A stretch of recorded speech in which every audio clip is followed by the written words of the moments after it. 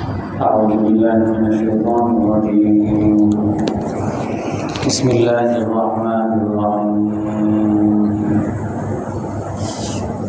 لعن الذين كفروا من بني إسرائيل على لسان داود وعيسى بن مريم ذلك بما عصوا وكانوا يعتدون كانوا لا يتناهون عن منكر فعلوه لبئس ما كانوا يفعلون ترى كثيرا منهم يتولون الذين كفروا لبئس ما قدمت لهم أنفسهم أن سخط الله عليهم وفي العذاب هم خالدون. صدق الله العظيم. আল্লাহ তাআলা বলেন, অভিশপ্ত হয়েছে বনি ইসরাইলের যারা অস্বীকার করেছে। তারা অভিশপ্ত হয়েছে দাউদ আলাইহিস সালামের মুখে এবং মারিয়াম রাদিয়াল্লাহু আনহার সন্তান ঈসা আলাইহিস সালামের মুখে। আর এটা এই কারণ তারা অবাধ্যতা করেছে এবং সীমালঙ্ঘন করেছে। তারা খারাপ কাজ থেকে বিরত করত না, যেই খারাপ কাজ তারা নিজেরাই করত, আর কতই না খারাপ যা তারা করত।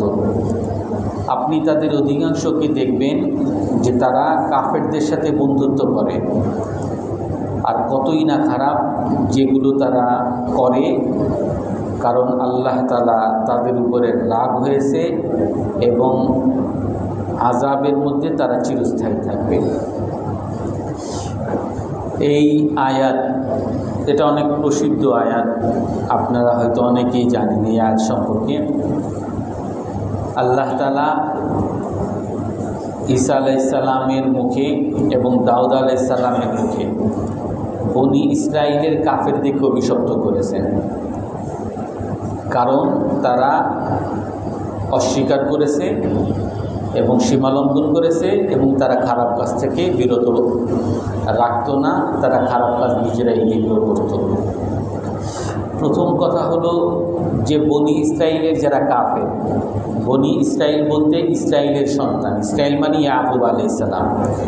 ইয়াকুব আলাইহিস সালাম নবীর সন্তানের মধ্যে যারা কাফের তারা অভিশপ্ত হয়েছে। দাউদ আলাইহিস সালামের জবানি, মারিয়ামের সন্তান ঈসা আলাইহিস সালামের জবানি।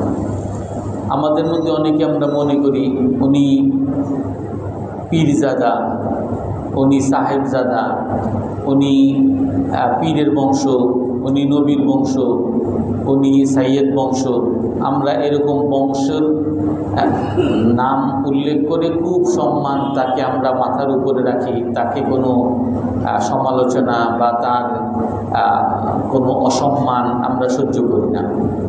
এখানে আল্লাহ তাআলা কি বলেন, ইসরাইলের সন্তান অর্থাৎ নবী আলাইহিস সালাম, একজন নবী ইয়াকুব আলাইহিস সালাম একজন বিশিষ্ট নবী, তার সন্তান তারা অভিশপ্ত হয়েছে। তারা অভিশাপ মানে আল্লাহ তাআলা অভিশাপ করেছেন। আর এই অভিশাপ কার মুখে? দাউদ আলাইহিস সালামও করছেন, মারিয়ামের সন্তান ঈসা আলাইহিস সালামও করছেন। তো এর দ্বারা তাফসীর ইবনে কাসিরের মধ্যে লেখে, তাফসীর ইবনে কুরতুবীর মধ্যে লেখে যে এর দ্বারা এটা প্রমাণিত যে বংশ দ্বারা কোনো মানুষকে আগেও নেয় না, পিছনেও নেয় না। মানুষের মর্যাদা, মানুষের জান্নাতে যাওয়া বা আল্লাহর কাছে মুক্তি মেলা, এটা শুধুমাত্র তার কৃতকর্মের কারণে। একজন নবীর সন্তান সেও যদি আল্লাহকে অস্বীকার করে সেও অভিশপ্ত, সেও যদি পাপ করে সেও অভিশপ্ত। আমরা এর সাথে মিলাই, যদি একজন পীর সাহেবের সন্তান পীরজাদা এও যদি আল্লাহর অবাধ্যতা করে তাহলে সেও অভিশপ্ত। একজন নবীর বংশ, আমরা বলি নবীর বংশ, নবীর বংশের মধ্যে আবু জেহেলও আছে, নবীর চাচা আবু লাহাবও আছে, কিন্তু তারা যখন আল্লাহকে অস্বীকার করেছে তখন তারা অভিশপ্ত হয়েছে। এই জন্য বংশ দ্বারা আমাদের দেশে এইগুলোর অনেক প্রচলন আছে। নবীর বংশ, উনি সাইয়েদ বংশ, তারপরে উনি পীরজাদা, এরকম আমরা সম্মান করি। তো কুরতুবীর মধ্যে লেখে যে এই বংশ দ্বারা কোনো আগেও বাড়বে না, মুক্তিও মিলবে না, কোনো সফলতাও আসবে না। যদি হইতো তাহলে ইসরাইল ইয়াকুব আলাইহিস সালামের সন্তানদেরকে আল্লাহ তাআলা অভিশপ্ত করতেন না। তাও আবার দুইজন বিশিষ্ট নবী, দাউদ আলাইহিস সালামের মুখে আর ঈসা আলাইহিস সালামের মুখে। দাউদ আলাইহিস সালামের মুখে কি আল্লাহ তাআলা কোরআনে কারীমের মধ্যে ঘটনা উল্লেখ করছেন, শনিবারের ঘটনা। ইদি আদুনা ফিসাবতি, শনিবার দিন তারা তাদেরকে মাছ ধরতে নিষেধ করছেন দাউদ আলাইহিস সালাম নবী, কিন্তু তারা কৌশলে শনিবার মাছ আটকে রেখে রবিবার ধরত, অর্থাৎ কৌশলে আল্লাহ তাআলার অবাধ্যতা করছে। তো যার কারণে দাউদ আলাইহিস সালাম তাদেরকে অভিশাপ দিয়েছেন এবং তাদের উপরে আল্লাহ তাআলার আযাব আসছে। কুনু কিরাদাতান খাসিইন, তারা সবাই বানরে রূপান্তরিত হয়ে গেছে। তো এটা হলো দাউদ আলাইহিস সালামের জবানে তারা অভিশপ্ত হয়েছে। ঈসা আলাইহিস সালামের জবানেও অভিশপ্ত হয়েছে। ঈসা আলাইহিস সালামের এটাও কোরআনে কারীমের একটা ঘটনা আসছে, রব্বানা আনজিল আলাইনা মাইদাতাম মিনাস সামা। ঈসা আলাইহিস সালামের বংশের লোকরা, ঈসা আলাইহিস সালামের সঙ্গীরা একবার ঈসা আলাইহিস সালামকে বলতেছে যে আপনি নবী, তো আমরা তো আল্লাহ তাআলার কোনো মুজিজাই দেখলাম না, তা আপনি সরাসরি আল্লাহর পক্ষ থেকে আমাদেরকে খাবার খাওয়ান, আল্লাহর পক্ষ থেকে যাতে খাবারের দস্তরখানা নামে আর এগুলোর থেকে যেন আমরা খেতে পারি। তো ঈসা আলাইহিস সালাম আল্লাহর কাছে দোয়া করছেন, রব্বানা আনজিল আলাইনা মাইদাতাম মিনাস সামাই তাকুনু লানা ঈদাল লিআউলিনা ওয়া আখিরিনা ওয়া আয়াতাম মিনকা। হে আল্লাহ, আপনি আসমান থেকে খাবার নাজিল করেন, আর এইটা কেন, এটা তাদের পেট ভরানোর জন্য না, বরং এইটা আপনার একটা নিদর্শন হবে। আপনার আগেও যারা লোক গেছে এবং সামনেও যারা আসবে, এইটা তারা দেখবে, এটা দেখে তারা উৎসাহিত হবে যে আল্লাহকে যারা মানে আল্লাহ তাআলা তাদেরকে আসমান থেকে খাওয়ায়, তো সেই জন্য আপনি খাবার দেন। লম্বা ঘটনা। তো খাবার দেওয়ার পরে তারা এর মধ্যে অস্বীকার, বিভিন্ন ধরনের সলবাহানা করে অস্বীকার করে, আর অস্বীকার করার ফলে ঈসা আলাইহিস সালাম তাদের উপর অভিশাপ দেয়, আর যার কারণে তারা শুয়োরে রূপান্তরিত হয়ে যায়। তো এই জন্য ওই ইসরাইলের সন্তান অর্থাৎ ইয়াকুব আলাইহিস সালাম, বনী ইসরাইলের যারা কাফের হয়েছে তারা অভিশপ্ত হয়েছে দাউদ আলাইহিস সালামের মুখে, মারিয়ামের সন্তান ঈসা আলাইহিস সালামের মুখে। এখন অভিশাপ হয়েছে। আমাদের মধ্যে আবার অনেকে এমনও আছে, এমন কুসংস্কারও আছে যে পিসাবে অভিশাপ দিছে, এর নির্বংশ হয়ে গেছে, এর সন্তান মারা গেছে, পিসাবরে ঠিক মতো হাদিয়া দেয় নাই। একটা বলছিলাম গরু পিসাবরে দিতে দেয় নাই, একেবারে তার অসুস্থ হয়ে হাসপাতালে চলে গেছে। অর্থাৎ আমাদের মধ্যে অনেকে মনে করি যে অভিশাপ মনে কেউ দিলেই হয়ে যায়, একজনে একটা বইলা দিছে বাস এটাই হয়ে গেছে। আর আল্লাহ তাআলাও এখানে বলতেছেন কি, যে আল্লাহ তাআলা এই বনী ইসরাইলের কাফেরদেরকে যে অভিশপ্ত করছেন, এটা অযথা অভিশপ্ত করে নাই। আর আল্লাহ তাআলা এমনি বাস ইচ্ছা হয়েছে অভিশাপ দিচ্ছেন এমন বিষয় না। দাউদ আলাইহিস সালাম বা ঈসা আলাইহিস সালাম ইচ্ছা হয়েছে বাস অভিশাপ দিচ্ছেন এমন বিষয় না, যে অভিশাপ যে দিবে হয়ে যাবে না। এই অভিশাপও কারণে, কি কারণে এটা আল্লাহ তাআলা বলেন, যালিকা, এই যে অভিশপ্ত যে তারা হয়েছে, বনী ইসরাইলের কাফেররা যে অভিশপ্ত হয়েছে, কারণ কি, যালিকা, এইটা কারণ হলো কয়েকটা কারণ। বিমা আসাউ, তারা অবাধ্যতা করেছে, এক নাম্বার। ওয়াকানু ইয়াতাদুন, তারা সীমালঙ্ঘন করেছে। সীমালঙ্ঘন বলতে এক হলো যে বাড়াবাড়ি করা, চরমপন্থা, আল্লাহ তাআলা যেটা বলছেন এর চেয়ে বেশি বাড়াবাড়ি করা। যেমন ঈসা আলাইহিস সালামকে আল্লাহ তাআলা বলছেন নবী হিসাবে তোমরা সবাই তাকে সম্মান করো, কিন্তু ঈসা আলাইহিস সালামের অনুসারী খ্রিস্টানরা ঈসা আলাইহিস সালামকে আল্লাহ সন্তান বানিয়ে ফেলছে, এটা বাড়াবাড়ি করে ফেলছে। এমনিভাবে আমাদের মধ্যে অনেকেই আমরা বলছি আপনাকে আলেমদেরকে সম্মান করতে, আপনি বড়দেরকে শ্রদ্ধা করেন, ছোটদেরকে স্নেহ করেন, কিন্তু আলেমদেরকে সম্মান করতে গিয়ে আমার বিশ্বাস তার পায়ে সেজদা করতে হবে। অতি বাড়াবাড়ি, তারা অতি বাড়াবাড়ি করতে এক অর্থ। আর একটা হলো ওয়াকানু ইয়াতাদুন, তারা অন্যের উপরে জুলুম করত। আসাও মানে হলো নিজেরা অন্যায় করা, ইয়াতাদুন অর্থ হলো জুলুম করা, দুইটা পাপ। একটা পাপ কি কি কারণে অভিশাপ হয়েছে? একটা হলো নিজে পাপ করার কারণে, আর একটা হলো তারা অন্যের উপরে জুলুম করার কারণে, আর একটা পাপ কানু লা ইয়াতানাহাউনা আন মুনকারিন ফাআলু, তারা খারাপ কাজ থেকে বাধা দিত না। যেই খারাপ কাজ তারা নিজেরাই করত, সবাই মিলে খারাপ কাজ যেটা করত, এক তো খারাপ কাজ নিজেও করত, আবার এই খারাপ কাজ থেকে বাধাও দিত না। এই তিনটা অপরাধ, এই তিন অপরাধের কারণে তারা অভিশপ্ত হয়েছে। এখন এই আয়াতের দ্বারা আরেকটা, তার তাফসীর কুরতুবীর মধ্যে আরেকটা প্রমাণ আসে, আরেকটা দলিল আসে। অনেকেই আমাদের মধ্যে আছে, একজনে যদি বলে ভাই নামাজ পড়তে আসো, আরে তুই তো বেটা ফজর নামাজে পড়ছ, তুই এসেছিস আমার নামাজে ডাকতে, তোর তো মুখে দাঁড়িয়ে নেই, তুই আবার কিসের দাওয়াত দাস, তোর তো মাথায় টুপি নেই, তুই আমার আবার কিসের দাওয়াত দাস। মানে আমরা মনে করি একজনই অপরাধ করলে সে দাওয়াতের কাজ করতে পারবে না, যে আগে নিজে ঠিক হ, তারপরে আমারে দাওয়াত দিবে। আমরা এরকম একটা ভাবি, আগে নিজে পুরোপুরি ঠিক হব, তারপরে আমি দাওয়াত দিব।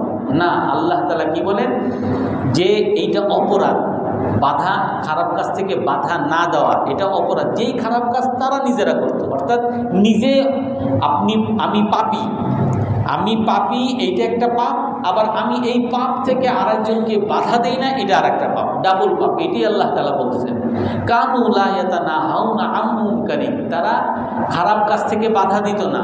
কোন খারাপ কাজ? ফাআলুহু, যেটা তারা নিজেরাও করত।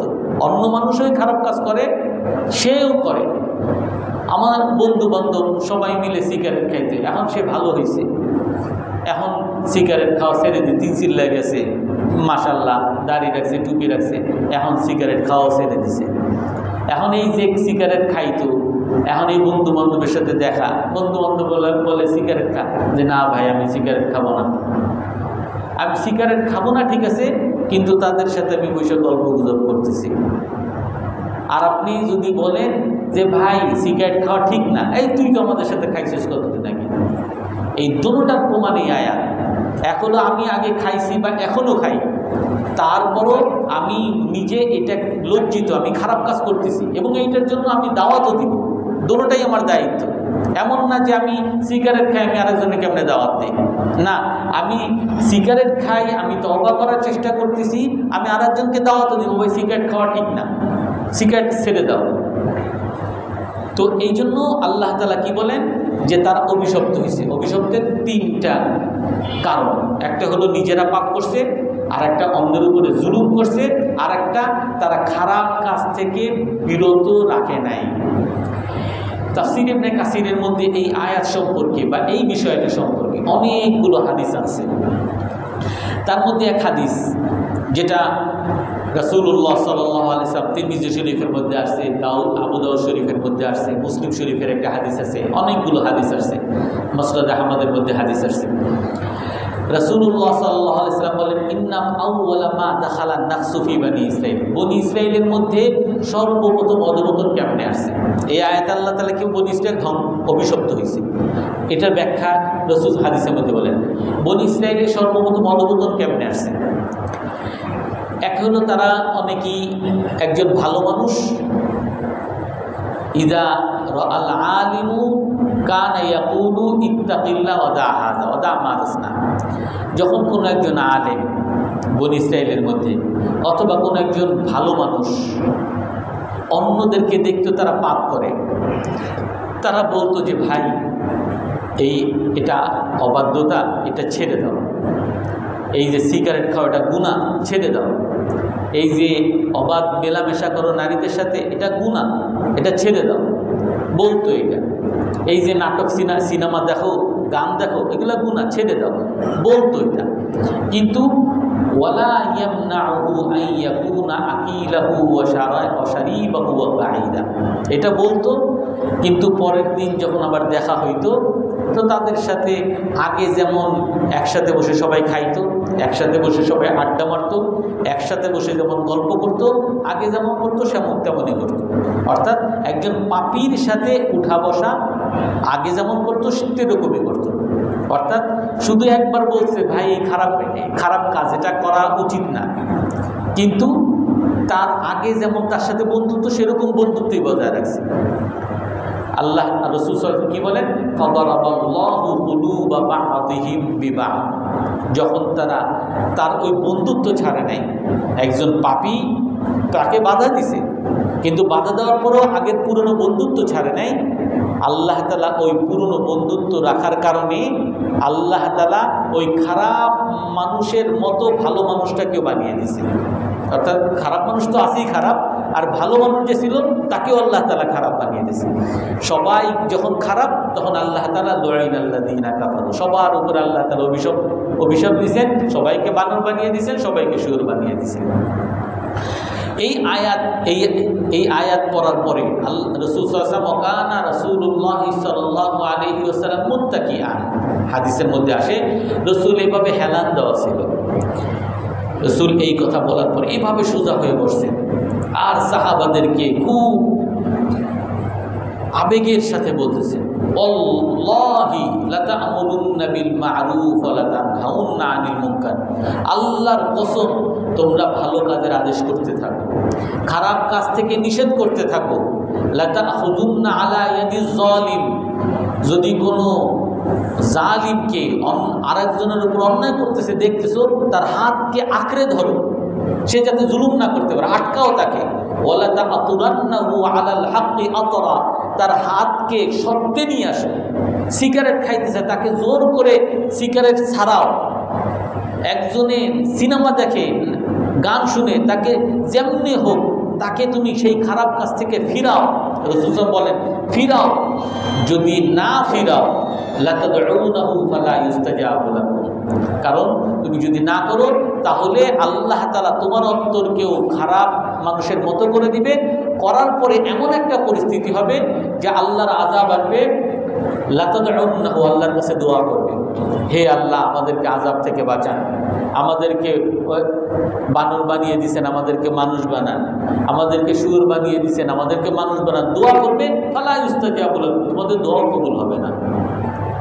আল্লাহর কাছে সাহায্য চাইবে, আল্লাহ সাহায্য করবেন। সহিহ হাদিস।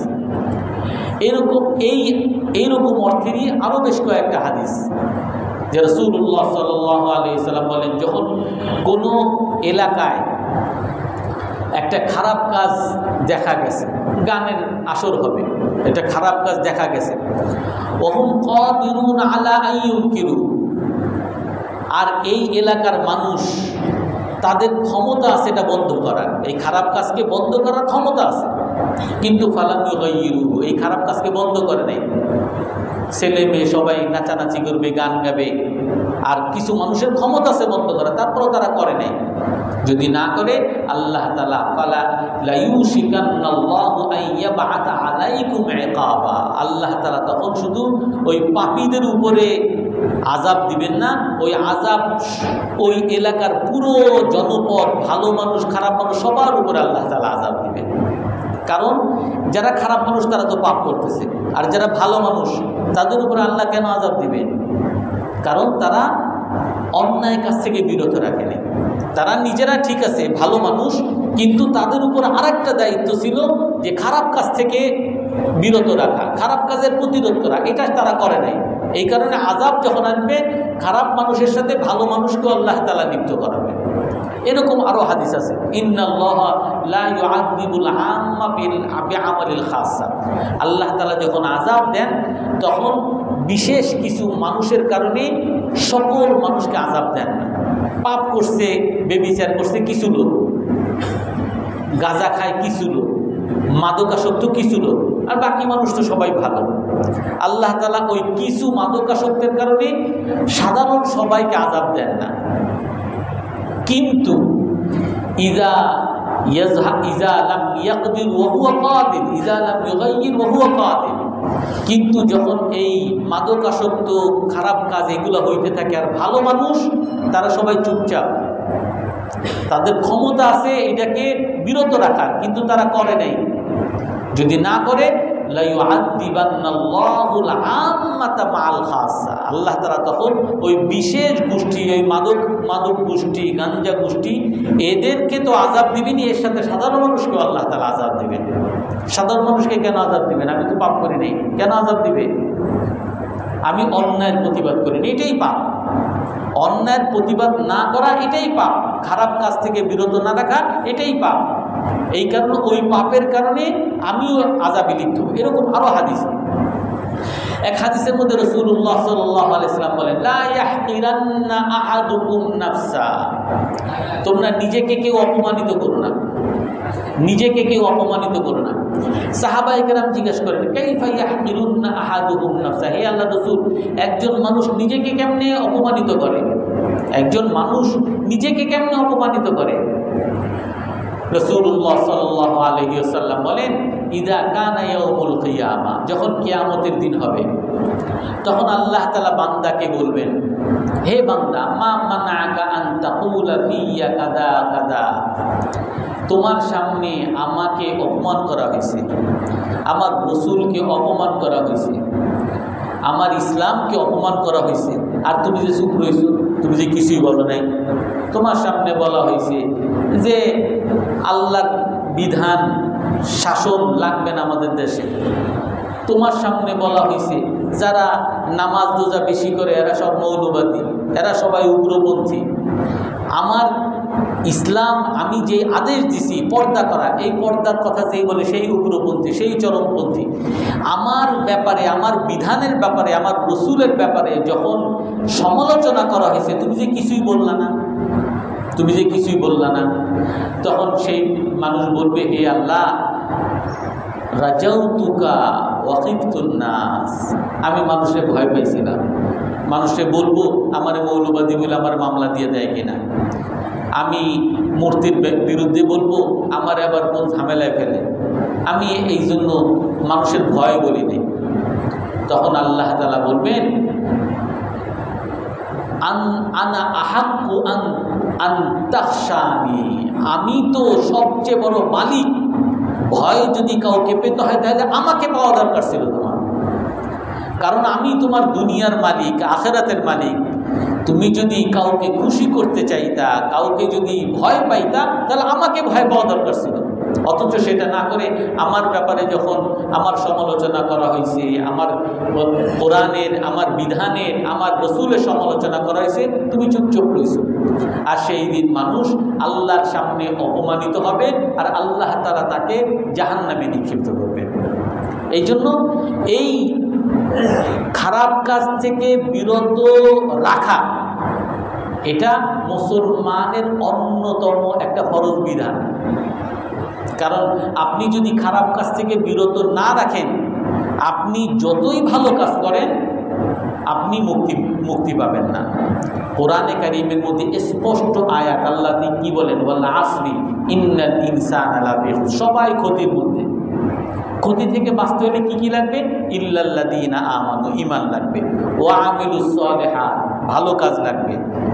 এরপরে ওয়া তাওয়াসাউ বিল হক, সত্যের দাওয়াত দিতে হবে। আমি নিজে ভালো কাজ করি, নিজে নামাজ পড়ি, নিজে রোজা রাখি, কে সিগারেট খাইলো, কে গাঞ্জা খাইলো, কে মদ খাইলো, কে অপরাধ করলো, এগুলো আমার দেখার বিষয় না। আমি ক্ষতি থেকে বাঁচব না। আল্লাহ তাআলার আয়াত, ওয়া তাওয়াসাউ বিল হক, আমাকে হকের দাওয়াত দিতে হবে। আমি হকের দাওয়াত দিতে গেলে তো ঝামেলায় পড়বো। আমারে সবাই মোল্লা বলবে, আমারে বলবে আমি বাড়াবাড়ি করি, আমারে সমাজ থেকে হয়তো বয়কট করে দিতে পারে, আমার সাথে কোনো দোস্ত বন্ধু কেউ মিলবে না, কেউ আমার সাথে কথা বলবে না। ওয়া তাওয়াসাউ বিস সবর, হকের দাওয়াত দিতে গেলে কষ্ট হবে, এই কষ্টের উপরে সবর করতে হবে, তখন গিয়ে আমি ক্ষতি থেকে বাঁচবো, তাছাড়া আমার মুক্তি নেই। অন্য একটা হাদিসের মধ্যে রাসূলুল্লাহ সাল্লাল্লাহু আলাইহি ওয়াসাল্লাম বলেন, আলা লা ইয়ামনাআন্না আহাদাকুম হাইবাতুন নাস, হে মানুষ, তোমাদেরকে যেন খারাপ কাজ থেকে বাধা দিতে, প্রতিবাদ করতে কখনো যেন মানুষের ভয় আর না আটকায়। যে আমি এখন তো মূর্তির বিরুদ্ধে বলতে পারি না, আমার মামলা দিতে পারে, মানুষের ভয় তোমাকে যাতে খারাপ কাজ থেকে প্রতিবাদ করার ক্ষেত্রে না আটকায়। তুমি খারাপ কাজ যখনই দেখবা তখনই প্রতিবাদ করবা, মানুষের ভয় এটা যাতে তোমাকে না আটকায়। এক সাহাবী রাসূলের কাছে আসছেন, হে আল্লাহর রাসূল, আইয়ুল জিহাদি আফজল, সবচেয়ে উত্তম জিহাদ কোনটা? আল্লাহর রাস্তায় যুদ্ধে গিয়ে একেবারে শাহাদত বরণ করা, একেবারে তলোয়ার দিয়ে যুদ্ধ করা কাফেরের সাথে, আর এই তলোয়ারের যুদ্ধে সেও মারা যেতে পারে, আমিও মারা যেতে পারি, এরকম জিহাদ উত্তম? আমি শহীদ হয়ে যাও, এটা উত্তম? রাসূলুল্লাহ সাল্লাল্লাহু আলাইহি ওয়াসাল্লাম কি বলেন? উত্তম জিহাদ কি? উত্তম জিহাদ হলো কালিমাতু হাক্কিন ইনদা সুলতানিন জাহিদ। একজন জালিম বাদশার সামনে সত্য কথা বলা, এটা হলো সবচেয়ে উত্তম জিহাদ। যে শুধু জালিম বাদশা না, জালিম নেতা, জালিম লোক, যে তার সামনে কেউ কথা বলতে সাহস পায় না, তার সামনে আপনি বলা যে ভাই দুর্নীতি করেন না, ভাই আপনি ঘুষ খায়েন না, ভাই সুদ খায়েন না, ভাই সিগারেট খায়েন না, ভাই মদ খায়েন না, এটা ওই জালিম লোকের সামনে বলা, এইটা হলো সবচেয়ে উত্তম জিহাদ। আপনার ক্ষতি হবে আপনি জানেন, যে আপনার ক্ষতি করবে আপনাকে জানেন, ওই সময়ও আপনি তার সামনে সত্য কথা বলতে পারা, এটা হলো উত্তম জিহাদ।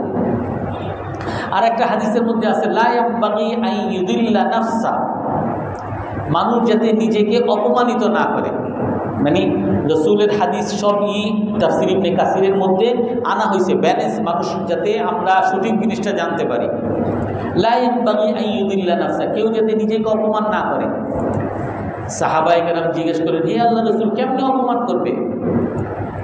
রাসূলুল্লাহ সাল্লাল্লাহু আলাইহি ওয়াসাল্লাম বলেন, ইয়াতাহাম্মালু মিনাল বালাই মা লা ইউতিক, প্রতিবাদ করতে গিয়ে, হকের দাওয়াত দিতে গিয়ে এমন বিপদের সম্মুখীন যাতে নিজেকে না করে যেটা সে সহ্য করতে পারে না।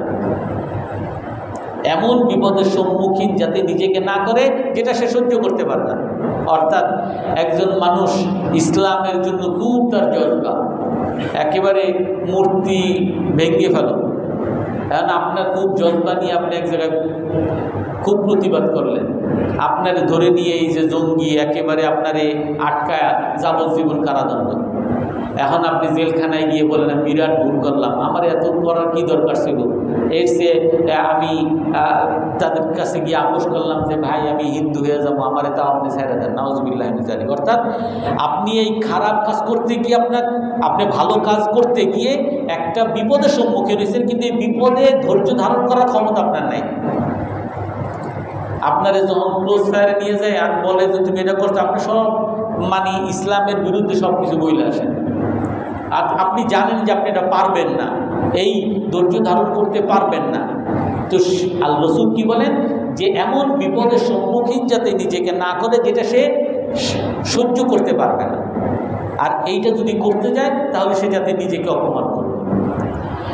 রাসূলুল্লাহ সাল্লাল্লাহু আলাইহি ওয়াসাল্লাম একবার সাওয়ারি এক আরোহণে মক্কায় হজে পাথর মারতেছেন, জামারাতুল উকবায়, ছোট জামারায় পাথর মারতেছেন। একজন লোক আসছে, হে আল্লাহর রাসূল, যদি কেউ খারাপ কাজ থেকে বাধা না দেয় তার কি হবে? যদি কেউ খারাপ কাজ থেকে বাধা না দেয় তার কি হবে? তো রাসূলুল্লাহ সাল্লাল্লাহু আলাইহি ওয়াসাল্লাম চুপ রয়েছেন। বড় পাথরে যখন পাথর মারছেন, বড় জামারায় পাথর মারছেন, যখন আরোহণে বাহনে উঠছেন, সেই সময় বলে আইনা সায়েদ, কে করছিল এদিকে আসেন। তো ওই প্রশ্নকারী আসছে, তখন রাসূলুল্লাহ সাল্লাল্লাহু আলাইহি ওয়াসাল্লাম বলেন যে যখন মানুষ ভালো কাজের আদেশ অসৎ কাজের নিষেধ ছেড়ে দিবে, এই সাহাবী জিজ্ঞেস করেন, হে আল্লাহর রাসূল, ভালো কাজের আদেশ অসৎ কাজের নিষেধ কখন ছাড়বে? রাসূল বলেন, ইদা যাহারা ফীকুম মা যাহারা মিন ক্বাবলিকুম, যখন তোমাদের মধ্যে সেই জিনিস প্রকাশ পাবে যেটা তোমাদের আগের নবীর উম্মতের মধ্যে প্রকাশ পাইছে। তোমার আগের জমানার উম্মতের মধ্যে যেই সমস্ত জিনিসগুলো প্রকাশ পাইছিল, এইগুলো যখন তোমাদের মধ্যে প্রকাশ পাবে তখন তোমরা খারাপ কাজের আদেশ ভালো কাজের আদেশ ছেড়ে দিবা। আবার সেই আল্লাহ রাসূলকে জিজ্ঞেস করে, হে আল্লাহ রাসূল, আগের জমানার উম্মতের মধ্যে কি প্রকাশ পাইছিল? তখন রাসূলুল্লাহ সাল্লাল্লাহু আলাইহি ওয়াসাল্লাম বলেন যে আগের জমানার লোকরা খারাপ মানুষকে বাধা দিত, কিন্তু বাধা দেওয়ার পরেও তাদের সাথে পুরনো বন্ধুত্ব বজায় রাখত। আর এই পুরনো বন্ধুত্ব যখন বজায় রাখত তখন এক সময় ওই যে সিগারেট খাওয়া বন্ধু এর সাথে চলতে চলতে একসময় সেও সিগারেট ধরে, আর সিগারেট ধরে সবাই তখন পাপী হয়ে যায়। আর সবাই যখন পাপী হয়ে যায়, কে কারে আর প্রতিবাদ করবে? তখন ওই ভালো কাজের আদেশ, অসৎ কাজের নিষেধ, এগুলো সব চলে যাবে। আমাদের বর্তমানেও দেখেন, আপনি যদি চিন্তা করেন, বর্তমানে এখন একজন যুবক ক্লাস 8 বলেন, 9 বলেন, বা ক্লাস 5 থেকেই বলেন, একেবারে ইউনিভার্সিটি, একজন যুবক আর একজন যুবতীর সাথে প্রেম করা, এটা কি আর কোনো অন্যায় কাজ রয়েছে? সবাই অনেকে আমার গার্লফ্রেন্ড, আমার বয়ফ্রেন্ড বাবার সামনে পরিচয় করে, সবাই যে যার মতো, সবাই একেবারে হাজি সাহেব, সেও আমার ছেলের গার্লফ্রেন্ড, আমার মেয়ের বয়ফ্রেন্ড, এরকম করে পরিচয় করে। কারণ কি? কারণ ওই যে খারাপ কাজ, হাজি সাহেব উনি নামাজি মানুষ, কিন্তু এই খারাপ কাজ দেখে তার মেয়ে খারাপ কাজ করতে জানে, তার ছেলে খারাপ কাজ করতেছে জানে, কিন্তু তারপরও তাদের সাথে পুরনো বন্ধুত্ব। এইখানে তাফসীরে কুরতুবীর মধ্যে বলে যে আরেকটা অন্যতম গুনাহ হলো যারা পাপী তাদের সাথে সম্পর্ক রক্ষা করা। আপনি যদি পাপী, পাপ করার পরও, দাওয়াত দেওয়ার পরও তার সাথে যদি পুরনো সম্পর্ক আপনার বহাল থাকে, তাহলে আপনিও পাপী হয়ে যাবেন। এটাও একটা পাপ। এই জন্য আপনি বাবা যদি হন, আপনার মেয়েকে দাওয়াত দিতে হবে যে বাবা, এই বেবিচারের কাজ করা যাবে না, আর একজনের সাথে দেখা করবা, অন্যায়ভাবে মেলামেশা করবা, এগুলো বেবিচারের গুনাহ হবে। আপনার ছেলেকে বলতে হবে তুমি গার্লফ্রেন্ডের সাথে চলাফেরা করবা, তোমার একটা বেবিচারের গুনাহ হবে। আর এই বেবিচারের গুনার এই দাওয়াত আপনাকে দিয়েই যেতে হবে। আর আপনার সবসময় তাদের উপরে রাগ বজায় রাখতে হবে। আপনি যদি রাগ বজায় না রেখে, আপনি যদি আবার পুরনো আপনার আগের সম্পর্ক, বাবা মা, আপনি আগের মতো সম্পর্ক রাখেন, তো তখন আপনিও একসময় এই পাপের মধ্যে লিপ্ত হয়ে যাবেন। তখন আর এই ভালো কাজের আদেশ, অসৎ কাজের নিষেধ, এই যে অন্যতম ফরজ আমল, এটা দুনিয়া থেকেই উঠে যাবে। আজকে গান শোনা, সিনেমা দেখা, এটা কোনো পাপ রয়েছে? সবাই যার ঘরে যায়, সবাই হাজি সাহেব একদিন দুই একদিন দেখতো না, এখন সবাই একটু খবর দেখি। আর খবরের মধ্যেও তো কত গান হয়, কত বিজ্ঞাপন হয়। এগুলো তো এই হুজুররা যারা এগুলো বলে, আমি যে বলতেছি, এই বিভিন্ন ইউটিউবে যাওয়ার পরে এই হুজুর বেশি করা, ওই হুজুর খবর শুনতে দিবে না, এই হুজুর ঘরেও থাকতে দিবে না, এই হুজুর মানে এ হলো চরমপন্থা, এই হলো উগ্রপন্থী, এইভাবে করা হবে, মানুষের কাছে পরিচিত করা হবে। কারণ কি? কারণ এই যে আমরা সবাই পাপী হয়ে গেছি রাসূলের এই হাদিস অনুযায়ী, যে আগের জমানার যেই পাপ, এই পাপ যখন তোমাদের মধ্যে আসবে, সেটা কি? যে খারাপ কাজ থেকে বাধা দেওয়ার পরও খারাপ লোকের সাথে পুরনো সম্পর্ক বজায় রাখা। এই জন্য ইসলামের অন্যতম আর একটা বিধান, আপনি অন্যায়ের প্রতিবাদ করবেন এবং অন্যায়কারীর সাথে সম্পর্ক ত্যাগ করবেন। আপনি অন্যায়কারীর সাথে সম্পর্ক আগের মতো রাখবেন, আপনিও অন্যায়কারী হয়ে যাবেন। সর্বশেষ হাদিস বলি, এখানে পরের আয়াতে কি বলেন? লাবিসা মা কানু ইয়াফালুন কানু লা ইয়াতানাহাউনা আন মুনকারিন, তারা খারাপ কাজ থেকে বাধা দেয় না, যে খারাপ কাজ তারা বলতো, কতই না খারাপ কাজ তারা করে। তারা কাসীরাম মিনহুম ইয়াতাওয়াল্লাউনা আল্লাযীনা কাফারু, আপনি তাদের অধিকাংশ দেখবেন তারা কাফেরদের সাথে বন্ধুত্ব রাখে। কাফেরদের সাথে মানে ওই কাফের, তারপরে পাপী, এদের সাথে তারা বন্ধুত্ব রাখে। আপনি দেখবেন তাদের কথা, মুনাফিকদের কথা বলে। লাবিসা, কেন তারা এরকম পাপীদের সাথে বন্ধুত্ব রাখে? মা কদ্দামাত লাহুম আনফুসুহুম, কারণ তারা নিজেরা যে পাপগুলো করছে, নিজেরা পাপ করার কারণে সাখিতাল্লাহু আলাইহিম, আল্লাহর গজব তাদের উপরে আসছে, আল্লাহ রাগ হয়েছে তাদের উপরে। ওয়াফিল আযাবিহুম খালিদুন, আর আযাবের মধ্যে তারা চিরস্থায়ী থাকবে। তাফসীর ইবনে কাসীরের মধ্যে একটা হাদিস, রাসূলুল্লাহ সাল্লাল্লাহু আলাইহি ওয়াসাল্লাম বলেন, ইযা কানাতিজ জিনা তাতবাউহু সিত্তাতু খিসাল, যখন কোনো সমাজে ব্যভিচার প্রসারিত হয়, তখন 6টা দোষ বা 6টা অভিশাপ এই সমাজে প্রসারিত হয়। 6টা দোষ আসে। সালাসুল ফিদ দুনিয়া, 3টা হলো দুনিয়ার দোষ, 3টা দুনিয়ার সমস্যা, আর 3টা হলো আখিরাতের সমস্যা। দুনিয়ার সমস্যা 3টা কি? ইউজিলুল বাহা, মানুষের মধ্যে ব্যক্তিত্ব নষ্ট হয়ে যাবে, ব্যক্তিত্ব আর থাকবে না। আজকে আপনারা দেখেন আমাদের সমাজে যদি আমরা দেখি, বুড়া মানুষ সে একটা মেয়ের দিকে হা করে তাকায় থাকে, তো তারে কি আর কেউ সম্মান করবে? বুড়াদের মধ্যে লুচ্চামি আসছে। একজন ভালো মানুষ, হাজি সাহেব মানুষ এই করে লুচ্চামি, ব্যক্তিত্ব নাই। স্বামী সে আর একজনের দিকে তাকায়, যার কারণে স্ত্রীও আর একজনের সাথে পরকীয়া করে, ব্যক্তিত্ব নাই। সবার মধ্যে ব্যক্তিত্ব চলে গেছে। ইউজিলুল বাহা, ব্যক্তিত্ব চলে যাবে। 2 নম্বর ইউরিতুল ফাকর, অভাব দারিদ্রতা আসবে। আজকে দেখেন কোটি কোটি টাকা মানুষ ইনকাম করে, তারপরে অভাব শেষ হয় না, তারপরে অভাব দারিদ্রতা অভাব আসবে বেবিচারের কারণে। আর এই বেবিচার আর একটু বলে দিই, বেবিচার যে আমরা যেই বেবিচার যেটা বুঝি একেবারে খারাপ কাজ, এটার নাম কিন্তু বেবিচার। এটা তো বেবিচার, ঠিক আছে, রাসূল হাদিসের মধ্যে বলেন আল আইনু তাজনি, চোখ বেবিচার করে, হাত বেবিচার করে, পা বেবিচার করে, অন্তর বেবিচার করে, আর এই সব কিছুর বাস্তবায়ন করে গোপন অঙ্গ। এই জন্য আপনি একজনের সাথে প্রেম করবেন, অবাধ মেলামেশা করবেন, এগুলোও বেবিচার। তো এই বেবিচার যখন কোনো সমাজে আসবে তখন ব্যক্তিত্ব থাকবে না, ওই সমাজ থেকে ব্যক্তিত্ব উঠে যাবে, দারিদ্রতা সেই সমাজে ভর করবে। ইউরিতুল ফাকর, আর একটা কি ভুলে গেছি, আর যা আখিরাতের মধ্যে 3টা জিনিস। আখিরাতের মধ্যে হলো আল্লাহ তাআলা তার উপর রাগ হবে, সাখাত, আল্লাহ তাআলার গজব, আল্লাহ তাআলা রাগ হবে। এবং সুআল হিসাব, তার হিসাব অনেক কঠিন হবে, হিসাব অনেক কঠিন হবে। আর 3 নম্বর হলো আল খুলুদ ফিন্নার, জাহান্নামের মধ্যে চিরস্থায়ী থাকবে।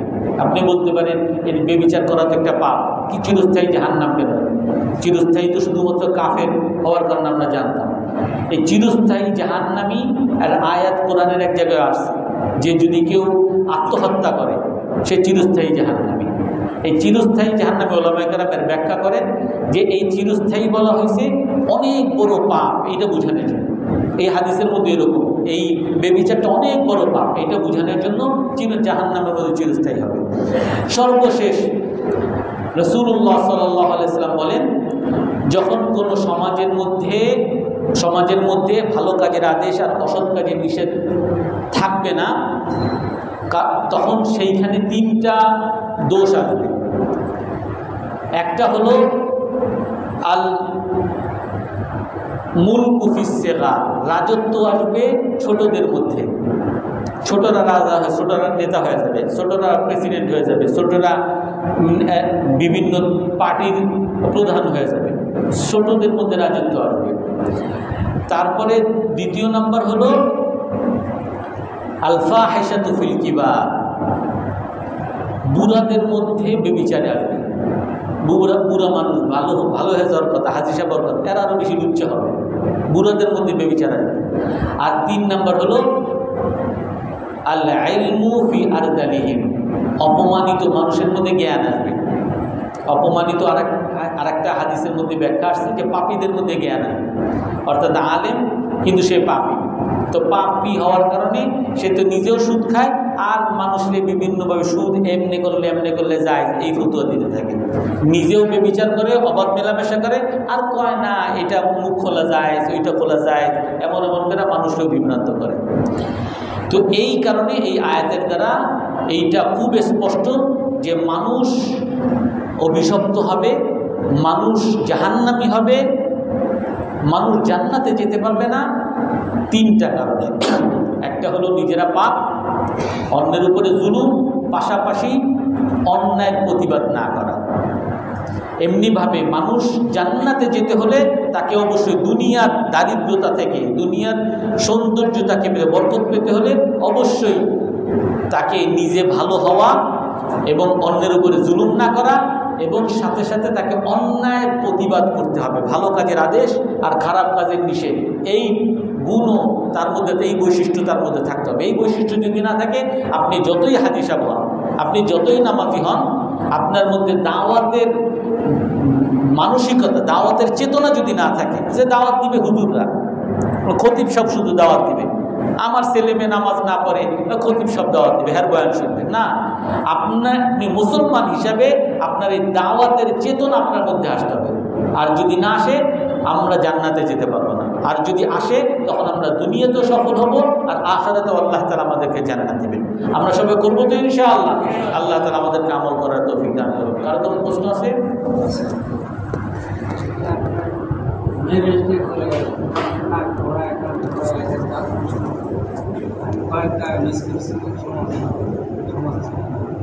ম্যারেজ ডে তো কোনোভাবেই বৈধ না, এগুলো হিন্দু খ্রিস্টানদের কালচার। আমাদের সমাজে অনেক কালচার আছে, এই ম্যারেজ ডে এগুলো তো হলো একটা কুসংস্কার, এবং পাশাপাশি অন্য ধর্মীয় সংস্কার, অন্য ধর্মীয় আপনার অন্য যে কোনো অনুষ্ঠান এইটা সেই ধর্মের পরিচয় বহন করে। ইসলামের স্বকীয়তা কোরবানি করা, অন্যরা কোরবানি করে না। এমনিভাবে জন্মদিন পালন করা, ম্যারেজ ডে পালন করা, এগুলো হলো খ্রিস্টানদের স্বকীয়তা, খ্রিস্টানদের বিষয়। আপনি করা মানে খ্রিস্টানদের কালচার, খ্রিস্টানদের সংস্কৃতি আপনি করতেছেন।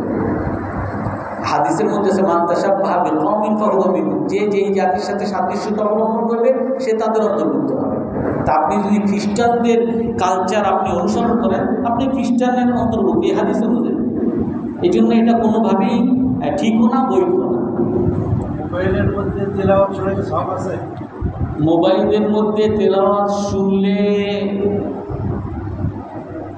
অনেক সময় মানে সওয়াব নাই এটা তো বলা যাবে না, কিন্তু অনেক সময় কোরআন মোবাইলে শুনলে অনেক সময় হয় না, কি বলে আপনার আদব রক্ষা হয় না। অনেক সময় কথা বলে, মোবাইল একটা রয়েছে এদিকে আওয়াজ হইতে থাকে, তারপরটা মনোযোগ দিয়ে শুনে না, বাস সবাই দিছে একটা, যেমন গান শুনে মোবাইল কোরআন দিয়ে রাখছে, সবাই যে শুনলো যে শুনলো না। অথচ কোরআনের ব্যাপারে স্পষ্ট আয়াত আছে, ওইটা কুরিয়াল কোরআন, যখন কোরআন পড়া হবে ফাস্তামিউ লাহু, কান লাগিয়ে শুনো, ও আনসিতু, চুপ থাকো।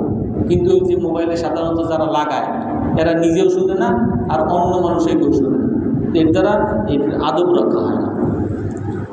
সুবহানাকাল্লাহুম্মা ওয়া বিহামদিকা আশহাদু আল্লা ইলাহা ইল্লা আনতা আস্তাগফিরুকা ওয়া আতুবু ইলাইক।